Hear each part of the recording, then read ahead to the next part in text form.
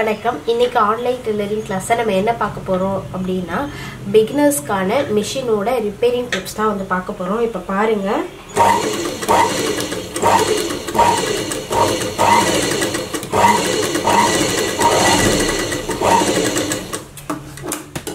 இப்போ தையல் பார்த்தீங்கன்னா உங்களுக்கு தெரியும் ஒரு மாதிரி இது வந்து மேல் தையல், ஃப்ரண்ட் தையல் எப்படி இருக்கு, பேக் தையல் எப்படி இருக்குன்னு பாருங்க, உங்களுக்கு டிஃப்ரென்ஸ் தெரியும். ஸோ இதை ஏன் இந்த பிரச்சனை வருது, இதை எப்படி சால்வ் பண்ணலாம்?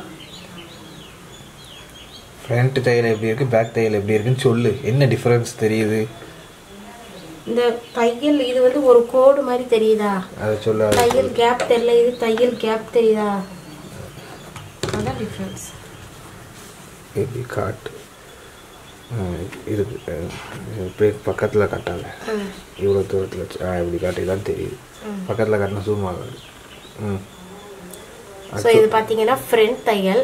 ஃப்ரண்ட் தையல் வந்து நல்ல உத்து பார்த்தீங்கன்னா தெரியும், இந்த மாதிரி லூப் அடிச்சிருக்கிற மாதிரி இருக்கும். தையல் வந்து இந்த மாதிரி தையல் வந்து கரெக்டாக விழாமல் இது சென்டர் கேப்லலாம் இந்த மாதிரி இருக்கும். அதே மாதிரி முடிச்சா குட்டி குட்டி முடிச்சா தெரியும் உங்களுக்கு. ஸோ இதை நீங்கள் லேசாக ஒரு தையல் இப்படி எடுத்து விட்டுட்டிங்கன்னா எல்லாமே பிரிந்து வந்துடும், அந்த மாதிரி இருக்கும். பேக் தையல் வந்து பார்த்தீங்கன்னா பேக் தையல் ஓரளவுக்கு நார்மலாக இருக்கும், ஆனாலும் உங்களுக்கு வந்து ஃபினிஷிங்காக கரெக்டாக இருக்கக்கூடிய தையல் மாதிரி உங்களுக்கு இருக்காது. ஸோ மேக்ஸிமம் பார்த்தா இந்த ஃப்ரண்ட்டில் உங்களுக்கு இந்த மாதிரி குட்டி குட்டி முடிச்சா வீடியோவில் பார்த்தா தெரியுமான்னு தெரியல, இந்த பாருங்க குட்டி குட்டி முடிச்சா உங்களுக்கு தெரியும். அதே மாதிரி அந்த தையல் வந்து சரியாக விழுந்திருக்காது. ஸோ இதை வந்து லூப் ஸ்டிச்சஸ் அப்படின்னு சொல்லுவோம். நிறைய லூப் ஸ்டிச்சஸ் இருக்குது, அதில் இது ஒரு வகை. இதை எப்படி இதை வந்து சரி பண்ணுறது அப்படிங்கிறத இந்த வீடியோவில் பார்க்க போகிறோம். வாங்க வீடியோக்கு போகலாம். இப்போ பார்த்தீங்க அப்படின்னா இந்த மாதிரி மிஷினில் வந்து உங்களுக்கு மேல் தையலில் பிரச்சனை வருது அப்படின்னா நீங்கள் கீழே பாபின்ல தான் ஏதோ ப்ராப்ளம் இருக்குன்னு அர்த்தம். அதே மாதிரி எனக்கு மேல் தையல் சரியாக இருக்குது, கீழ் தையல் மட்டும் சரியா இல்லை அப்படின்னா உங்களுக்கு நீடில் பார்ட் இந்த இடத்துல பிரச்சனை இருக்கு அப்படின்னு அர்த்தம். இப்போ நமக்கு பார்த்தீங்கன்னா பேக் தையல் ஓரளவுக்கு நல்லாவே இருக்கு, இந்த மேல் தையல் தான் உங்களுக்கு சரியா இல்லை, ஒரு லைன் மாதிரி இருக்கு, கொஞ்சம் லூப்பா அங்கங்க முடிச்சா தெரியுது. இப்படி டச் பண்ணி பார்த்தாலே டிஃப்ரென்ஸ் வந்து தெரியுது. அப்போ என் பிரச்சனை வந்து மேலே வந்து தையல் சரியில்லைன்னா கீழே பாபின்ல தான் பிரச்சனை இருக்குன்னு அர்த்தம். இப்போ என்ன பண்ண போறோம்னா கீழே பாபின் எடுத்துக்கிறோம்.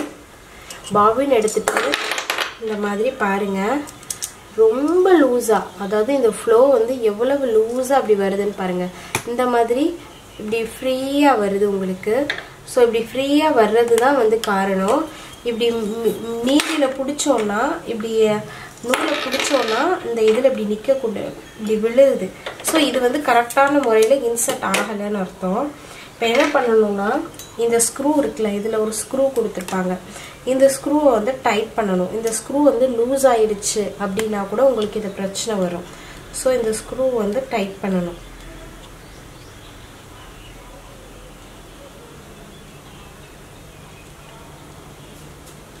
குட்டி ஸ்க்ரூ அந்த மாதிரி ஏதாவது வச்சு இதை கொஞ்சம் டைட் பண்ணிக்கோங்க. இங்கே பார்த்தீங்கன்னா தெரியும்.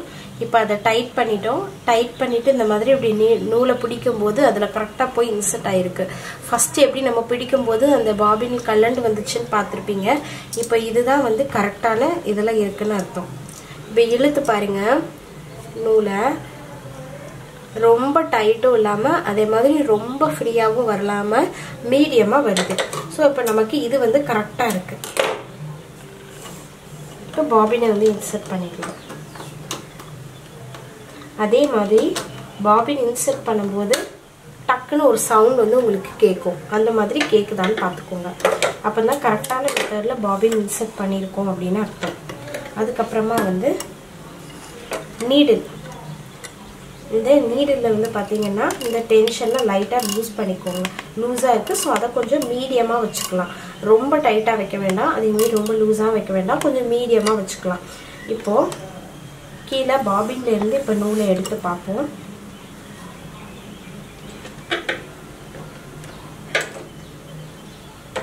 இப்போ இந்த ரெண்டு ஃப்ளோவும் ஈக்குவலாக நமக்கு இப்படி வரணும். இந்த ரெண்டு ஃப்ளோவும் ஈக்குவலாக அந்த மாதிரி வரணும். இப்படி ஈக்குவலாக வருதுனாலே நம்ம கரெக்டாக ரெண்டுமே வந்து நீடில் இருந்து வரக்கூடிய இதோட டென்ஷனும் அதே மாதிரி பாபின்ல இருந்து வரக்கூடிய அந்த நூல் இந்த ரெண்டு டென்ஷனும் ஈக்குவலா இருக்கணும். அப்படி இருந்தாதான் நமக்கு தையல் வந்து கரெக்டா வரும். ஸோ பாருங்க, இது ஃபர்ஸ்ட் இருந்த தையல், இதுக்கு ஆப்போசிட்லேயே நான் இன்னொரு தையல் போட்டு காமிக்கிறேன்.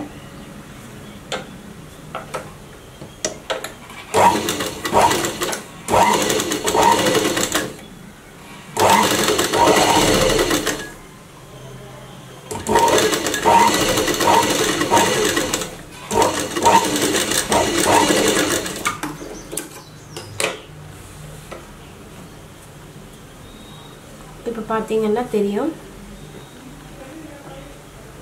இந்த தையலுக்கும் இந்த தையலுக்கும் உள்ள டிஃப்ரென்ஸ். கீழ் தையல் ரெண்டும் மேக்ஸிமம் சேமாக இருக்கும்.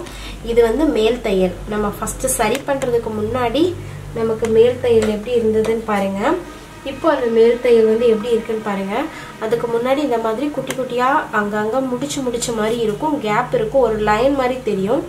இதுதான் வந்து ஸ்டிச்சஸ், தனித்தனியாக ஒவ்வொரு ஸ்டிச்சஸ் வந்து தெரியுது. ஸோ இப்படி தான் வந்து நீங்கள் வந்து ஒரு மிஷினை வந்து நம்ம வந்து சரி பண்ணது வேண்டியது இருக்கும்.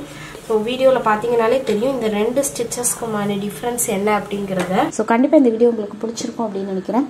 இந்த வீடியோ உங்களுக்கு பிடிச்சது அப்படின்னா லைக் பண்ணுங்கள், ஷேர் பண்ணுங்கள். ஏதாவது டவுட் இருந்தால் கமெண்ட் பண்ணுங்கள். அதுக்கு முன்னாடி மறக்காமல் நம்ம சேனலை சப்ஸ்கிரைப் பண்ணிக்கோங்க. தேங்க்யூ.